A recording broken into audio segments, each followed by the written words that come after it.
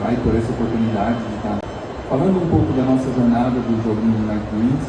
A gente vai abrir várias informações aqui, como mercado, valores e tudo mais, skins que nós usamos, né? Meu nome é Paulo Maximilian, eu tenho 39 anos, eu sou um homem alto, branco, um homem cisgênero.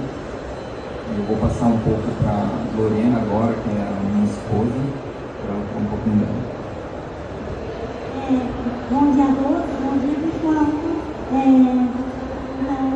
Como o Paulo falou, a gente vai falar um pouco do nosso jogo, um pouco de estudo.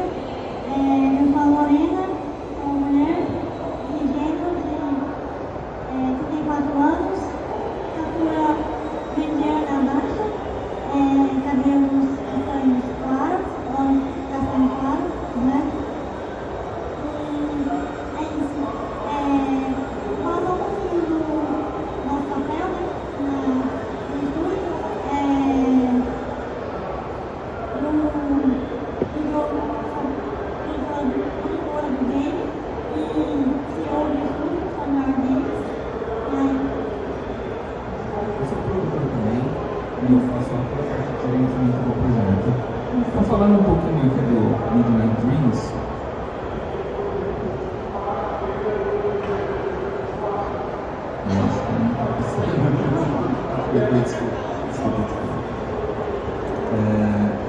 nosso marco inicial, aqui a gente trouxe quase fosse uma linha do tempo, a gente explicando como que surgiu toda essa ideia embrionária do jogo Midnight Dreams.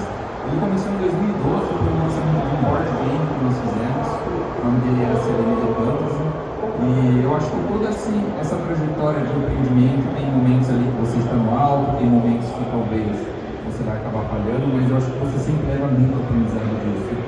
Esse board game Selene The Fantasy, apesar de a gente ter feito que é um crowdfunding, né, que é uma forma de você ir para o mercado oferecer o seu jogo quase numa ideia e as pessoas fazem um aporte nele, deu certo, né? A gente conseguiu arrecadar o valor, que é o valor necessário para a produção, mas só que ele não é o momento do mercado desse jogo, né? Então, apesar de a gente ter vendido todas as cópias que nós produzimos, a gente não deu andamento a ele.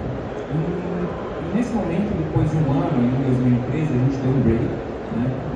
E eu não continuei na produção de jogos. E foi em 2016 que eu conheci a Lorena, né? E ela me inspirou para essa retomada de jogos.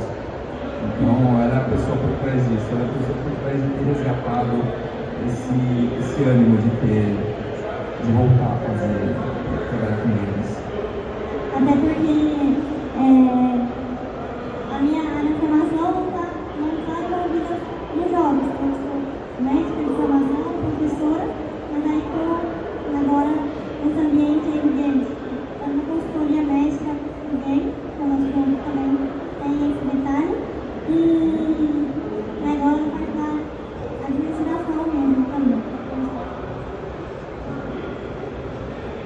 E a primeira versão do jogo em si, ela surgiu lá em 2020, né? Mais ou menos em janeiro aí, e a gente tinha um protótipo de uma versão digital. Então, o que era um jogo de tabuleiro, a gente trouxe como uma ideia de estar transformando isso num jogo digital. A primeira ferramenta, a primeira engine que a gente usa, para me explicar de forma bem básica, o engine é a ferramenta, é um motor gráfico, é um motor gráfico que você vai usar para desenvolver um jogo. Ele já traz uma série de códigos, uma série de informações de física, enfim, iluminação, e aquela engine já dá um caminho muito bom para você começar um jogo. O Construct aqui ele era uma ferramenta mais voltada a jogos 2D, apesar de hoje ele ter algumas coisas para desenvolver no 3D, mas ele basicamente era uma construção de jogos 2D. E nesse primeiro jogo, na primeira versão do Midnight Dreams, a gente trouxe a ideia de uma personagem. A ideia dessa personagem veio lá do board game, né? Nós tínhamos uma garota chamada Selene, de Selene ela trouxe Sara, e no jogo atual hoje, o nome dela é Sofia. E vocês veem aqui pelo visual que ele tinha um visual um pouco mais cartunesco, um visual um pouco mais colorido, mas vocês vão ver que esse jogo, na verdade, ele se transforma num jogo de terror psicológico. Aqui são algumas inspirações que a gente utilizou para a construção do jogo, né? O primeiro foi o Little Nightmares, onde a gente tem um sistema de câmera, que é um sistema de câmera mais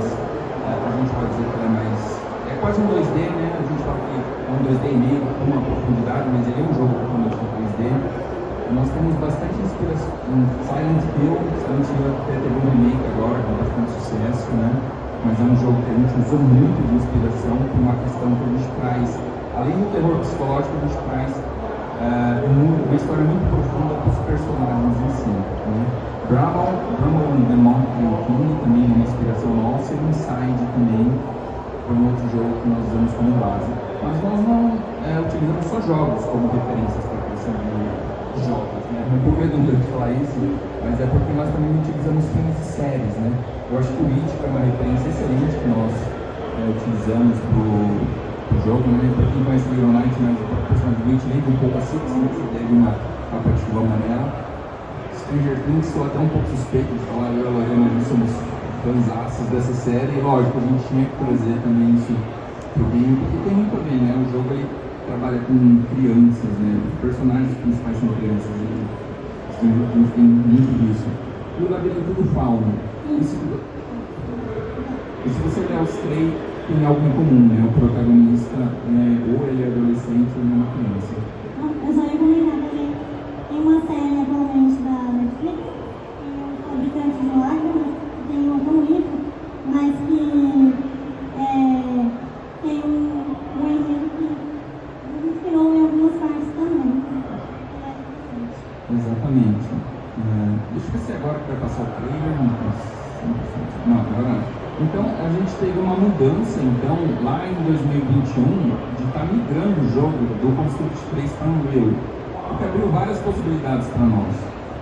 Então, foi até nesse momento, em 2022, que a gente levou realmente a primeira versão, o primeiro protótipo do jogo para uma feira, que foi para Brasil Game Show, lá em 2022. Né? A BGS é um bom evento de jogos, mas nós acreditamos que ele está migrando um pouco no estilo dele.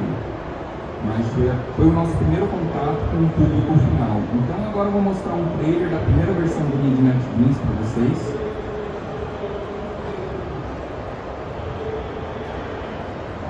Acho que ele tem um som.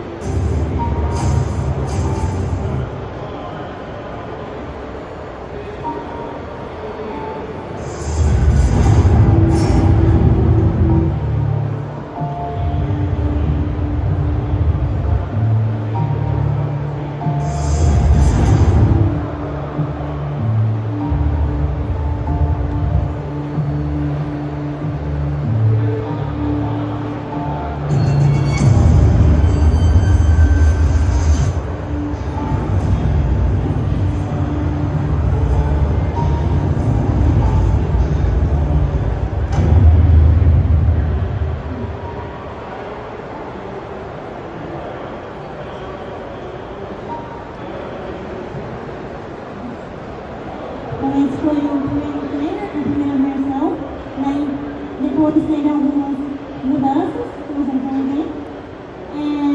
Vou falar um pouquinho agora das relações do Midnight Dreams, que inicialmente a gente está agora no Midnight Dreams, que é o Felipe, né?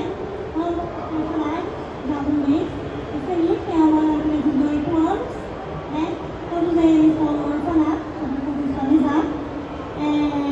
A gente faz ele tem transtorno do espectro autista, tem hiperfoco, tem transtorno do espaço.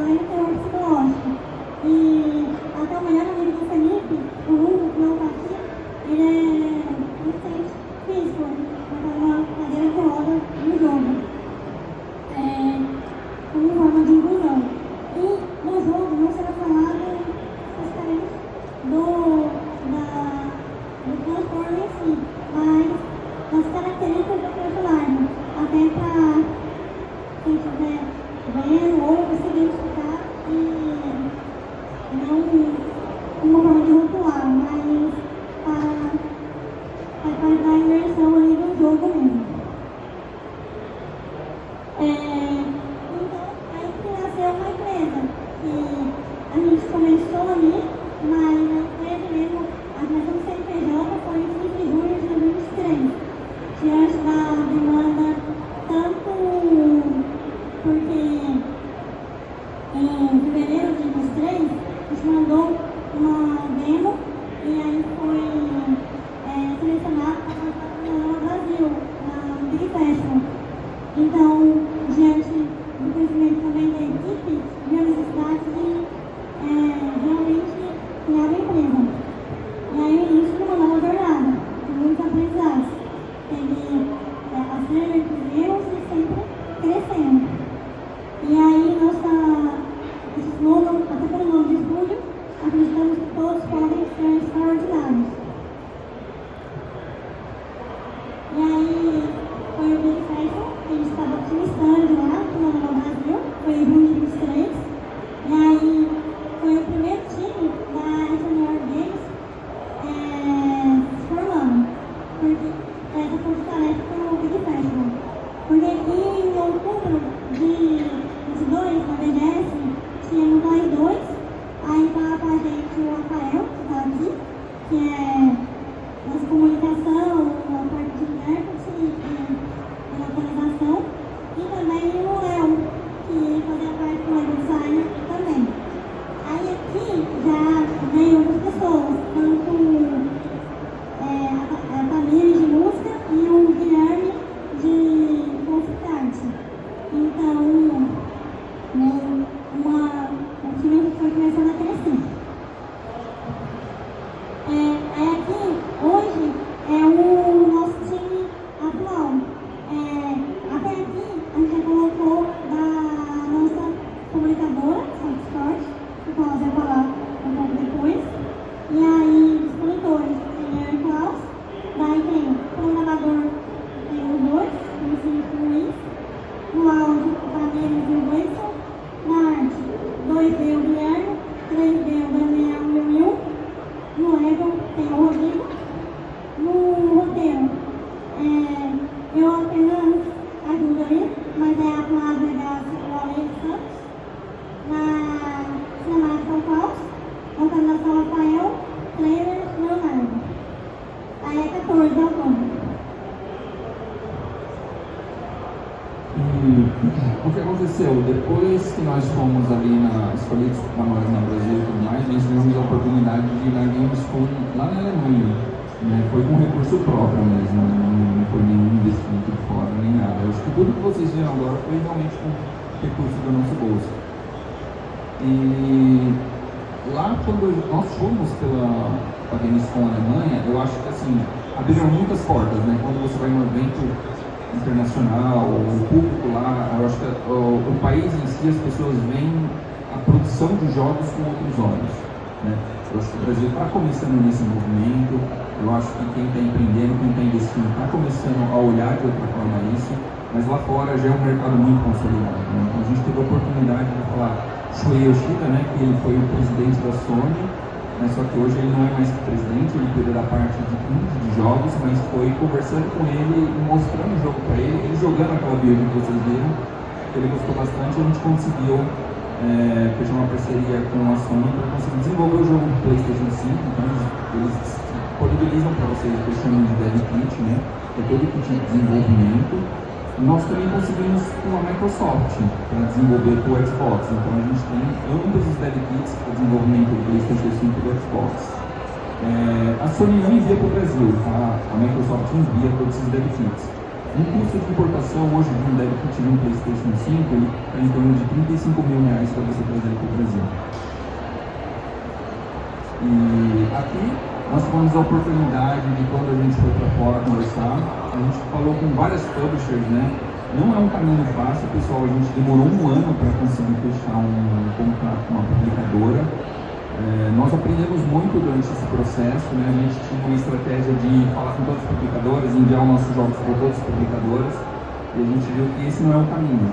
O caminho é você olhar o catálogo de jogos que aquela publicadora tem e ver se o seu jogo dá match com o catálogo deles.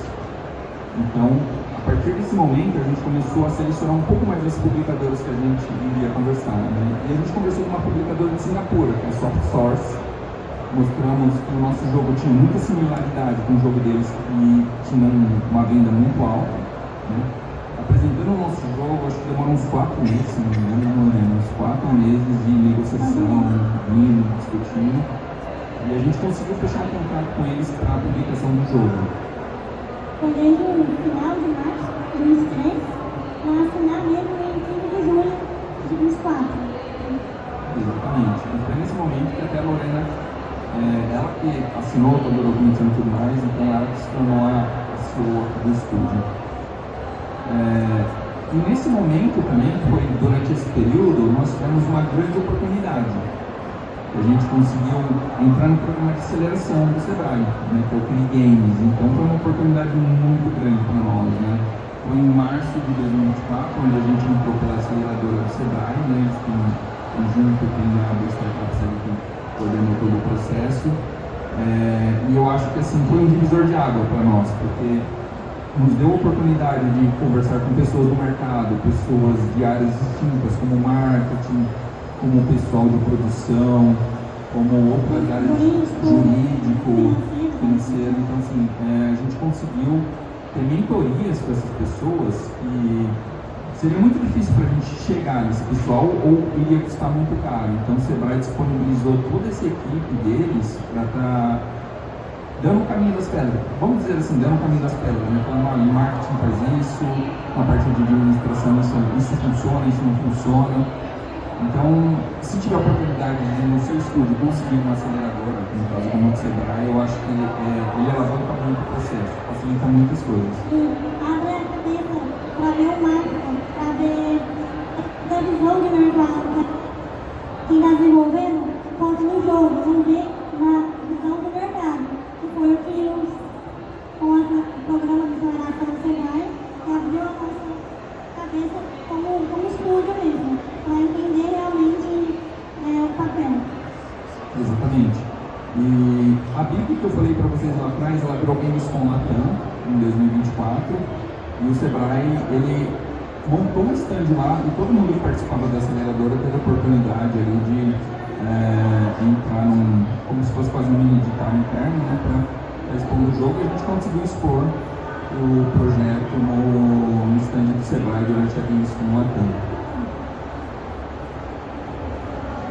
Aqui é um pouquinho falando da Gamescom Latam, então, né, a gente já estava com uma equipe maior. Quando a gente fechou um contrato com a Soft Source, abriu, lógico, né, o capital entrou, e aí a gente conseguiu aumentar uma equipe que era de 4 pessoas ali para 14.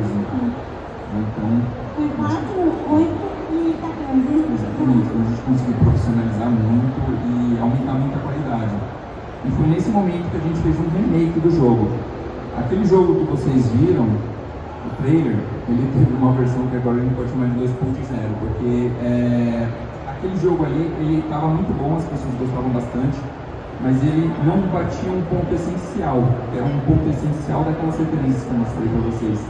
Ele não tinha o terror psicológico ainda, né? Então a gente precisou voltar para trás, dar um passo para trás, analisar, refazer o roteiro, refazer cenário e pensar como que a gente poderia estar trazendo todo o terror psicológico para o jogo, e agora a gente tem uma versão nova que a gente vai apresentar para vocês aqui. Acho que tem áudio também, pode ser. Passa no Brasil? Sim, no Brasil. Muito bem.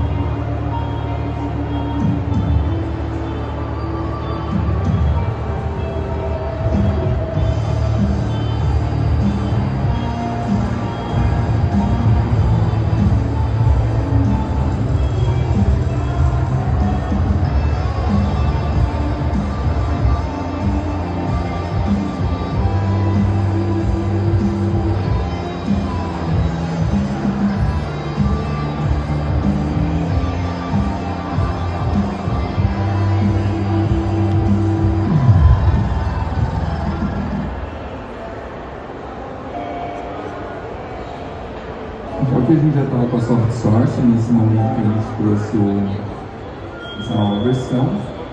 E o jogo ele se passa dentro de um orfanato, né? Mas o Felipe ele também consegue imaginar que ele está no espaço, por isso que ele usa um capacete. Então a gente trouxe esse cenário do orfanato, que foi um cenário onde a gente conseguiu trazer vários elementos, né, em relação a trazer o teor psicológico. Agora a Lorena vai falar de algumas informações mais técnicas de valores, custo de produção, tempo e tudo mais. Só para completar o que ela falou, o cenário do orfanato, o orfanato do Felipe, uma nave que é onde o local que ele se imagina que ele é poderoso, que ele é forte, que ele consegue enfrentar os seus medos e derrotar as criaturas. Mas para entender um pouco da ideia, né? Aqui agora está um panorama geral da previsão do orçamento, segundo semestre de 2025. O custo total de desenvolvimento equivalente a R$950 mil. Tempo de produção de 8 meses, o tamanho da equipe, 14 pessoas atualmente. Agora, a gente considera a apresentação, é só uma pequena frase, pelo menos um filme que inspirou a gente também. Todo mundo deveria ser aplaudido de pé, pelo menos uma vez na vida, porque todos nós vencemos o mundo. Foi no filme Extraordinário. Muito obrigada pela atenção de todos. Obrigado, pessoal. A gente deixa aberto para perguntas, se alguém tiver alguma dúvida.